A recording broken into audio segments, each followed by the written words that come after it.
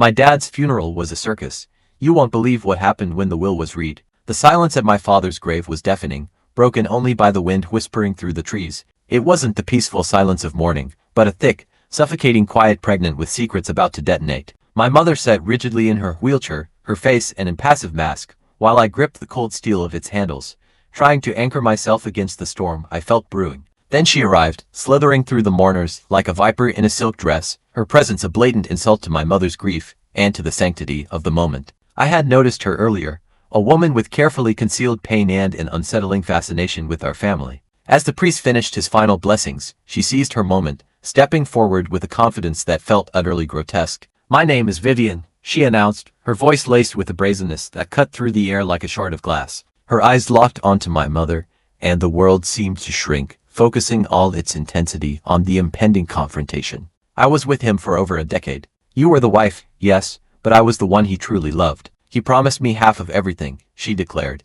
letting the venom drip from her words. "And I intend to collect." I felt a surge of fury so potent it threatened to consume me. 10 years, an entire decade of lies and betrayal festering beneath the veneer of our perfect family. My siblings and I exchanged stunned glances, but my mother, incredibly, just smiled. "Check the will," she said, her voice surprisingly calm, a stark contrast to the chaos Vivian had unleashed. "Oh, I will," Vivian hissed back, her confidence radiating outwards. "And when it confirms what he told me, I expect you to cooperate." To my relief, Mr. Holloway, my father's lawyer, stepped forward, cutting through the tension that suffocated us. "Since we're all here," he began, adjusting his glasses, "we might as well read the will." Vivian smirked, as if she had already claimed her victory, and we all followed the lawyer back to my father's study, a room now tainted by Vivian's presence. We all were at the massive mahogany table and my father stood where Mr. Holloway placed a heavy envelope in front of him. I watched Vivian fidget, her red nails drumming a frantic rhythm against the polished surface. My mother sat across from her, legs crossed, regal despite the circumstances. "Shall we begin, Mr. Holloway asked. Vivian gave a sharp nod. "Yes," she replied. "Let's." The lawyer unfolded the will, cleared his throat, and began to read. "Richard Allen Whitmore, being of sound mind and body, hereby bequeath my entire estate, including but not limited to all assets, properties, and financial holdings." He paused for dramatic effect. "To my wife and children." A stunned silence filled the room, broken only by Vivian's sharp intake of breath. "That's impossible," she shrieked, leaping from her chair. "He promised me, Mr. Holloway." Didn't even flinch. "It's written in black and white," he stated flatly. No, there must be a mistake," Vivian cried. "He wouldn't do this to me." A flicker of amusement danced in my mother's eyes. The years of deception and shock took a brief pause as we savored this small, sweet justice. Vivian's hands clenched into fists, her entire body trembling with rage. I half expected her to attack the lawyer, or even my mother. Instead, she spat out one last venomous threat. "This isn't over," she hissed, before turning on her heel and storming out. We thought that would be the end of it, that the drama would finally subside. We were so unbelievably wrong. The very next morning, my mother's car tires had been slashed and we could see what happened via the security cameras. A week later, a letter arrived, filled with crude threats. "Give me what's mine, or you'll regret it," the letter warned. That was when we found the safe, hidden behind an old bookshelf. The kind that meant business. "How the hell do we open this?" Daniel said, running his hand through his hair. "There must be a combination," Evelyn answered, arms crossed and her face tight with suspicion. "There is," my mother spoke up, pulling a paper out of her pocket. "Your father left this in his desk." My father had betrayed my mother, my siblings, and me. Inside were stacks of documents, but one folder sat on top, Vivian Lang. My breath hitched as Evelyn reached for it first. "Oh my," Evelyn whispered. "Bank transactions, large sums of money wired to an unknown account over the past 10 years. And a property deed to a condo under Vivian's name. Paid for it by my father." We all leaned in closer to get a better look, as well as a letter. "If you're reading this, I am already gone, and if you found this." Daniel cut through the silence. "Keep reading." "She was never supposed to find out about the will." I told her what she wanted to hear, but I never intended to give her anything. "She thinks she owns me, but the truth is, I own her. I know what you did, and if she ever threatens my family, use what's in this folder." Then there was the final document. It wasn't a bank statement, it was a police report. Evelyn whispered, "File from 12 years ago.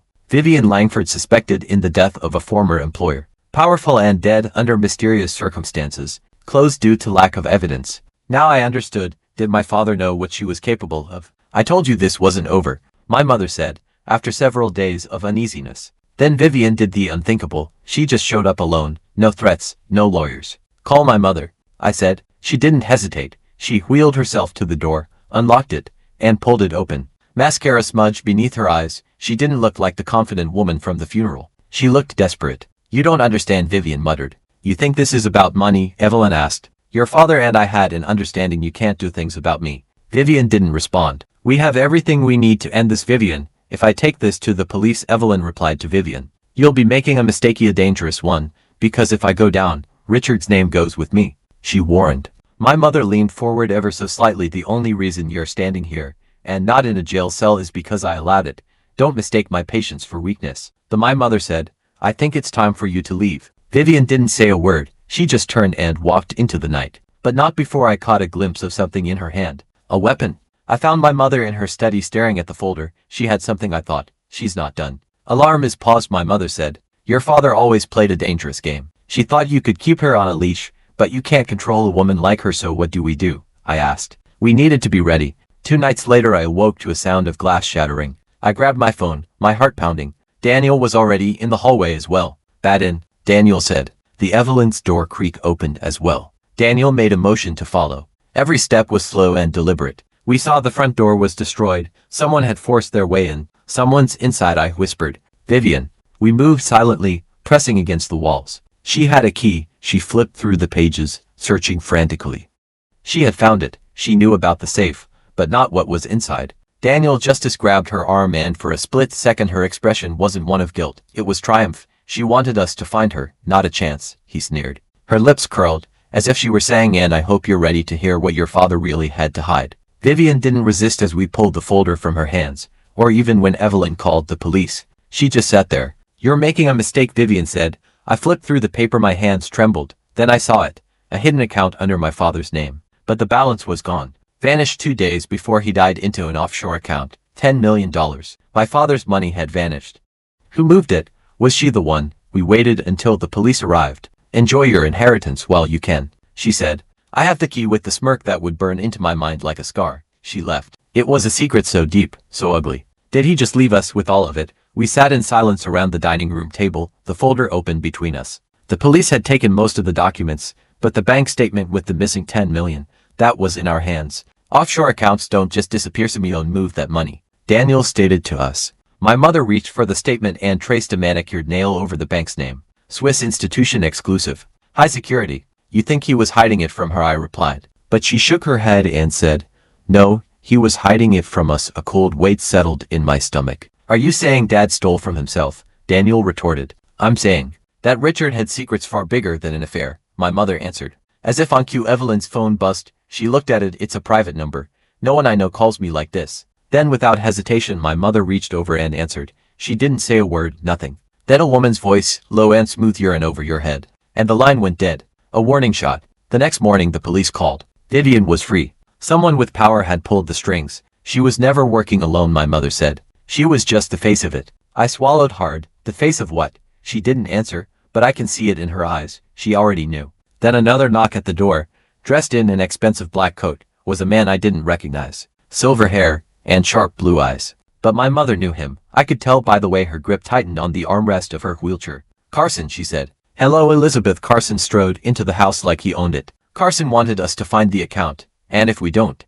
Carson just gave her a slow, almost pitying smile. You'll find out exactly what happened to the last person who did. That night Daniel was pacing the living room. Evelyn kept checking the windows, and I sat with the folder rereading everything for the 100th time. While my mother was in my father's study. The rustle of papers, the scrape of drawers being pulled open, then I heard her curse. Then suddenly, silence. As I turned the corner I found her holding something small, a safety deposit box key. We need to go to the bank, she said. The key felt heavy in my mother's hand. Stoneface Bank downtown. The kind of place that didn't advertise. No questions asked. Inside it was an iron vault door. Then he unlocked one of the safety deposit boxes. No supervision and no cameras. The first to reach for it was Daniel, but my mother stopped him with a glance. Slowly she lifted the lid and pulled out a thick yellow envelope. Elizabeth, only if I'm gone, was written on the front in my father's handwriting. Inside were pages and pages of documents. Another Vivian, a photograph. Who the hell was Carson?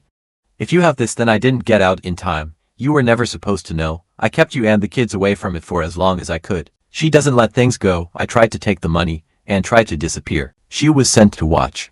My mother continued to read, and when she realized I was planning to leave, she made sure that would never happen. We had thought it was a heart attack, now it sounded more like a punishment. I got what she wanted. The car. My sister whispered. We barely had time to process it before my phone vibrated. A single message from an unknown number. You should have left it alone. We all snapped our heads to where it came from. But as soon as we did, a loud crash came from the front of the bank. Was this it? Daniel moved first. We need to go now. We need to call my mother, I shouted. My mother was already ahead of us. As we reached the streets we heard her. She was there. She had a new car and was waiting for us. I fumbled with the keys. Evelyn barely had time to jump in before I slammed my foot on the gas. Vivian's car peeled away from the curb and started to follow us. Evelyn kept looking back at the car as we speeded down the road and began to panic even more. She's getting closer. We sped through the streets of New York and took a sharp turn onto a side street and slammed on the brakes.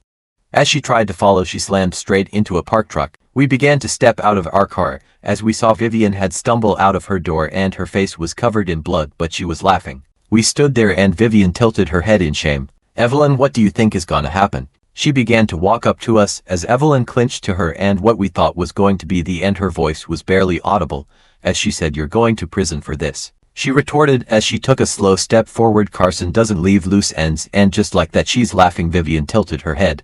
A new fear slithered into my chest. We had won this battle. It wasn't over because Carson was still out there. The distant sound of sirens filled the air. Vivian smiled one last time before they dragged her away. What did it mean? Was she the one? A chilling tone hit me as I didn't know if anything would be over for good now. A sense of hopelessness swept over me. Vivian was charged with breaking and entering, but not murder, yet. My mind was running rapid on the different possibilities. The documents we found revealed my father's secrets, but Carson, and I'm not missing $10 million. I wasn't just the children of Richard Whitman anymore. We were the ones who knew the truth, and the truth came with a price. But we had to live with the knowledge that the past never truly stays buried. Given everything I've told you, do you think I handled this situation in the best way possible? What would you have done differently considering the threats to my family, the deceit, and the powerful figures involved? I'm really curious to hear your opinions and perspectives on this whole insane mess and what steps you'd take moving forward.